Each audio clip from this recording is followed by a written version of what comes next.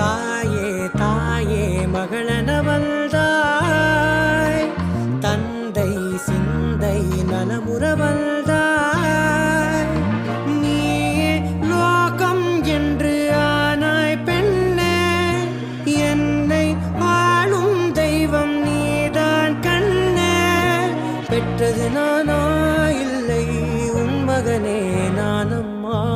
தாயே தாயே மகளென வந்தாய், தந்தை சிந்தை நலமுற வந்தாய்.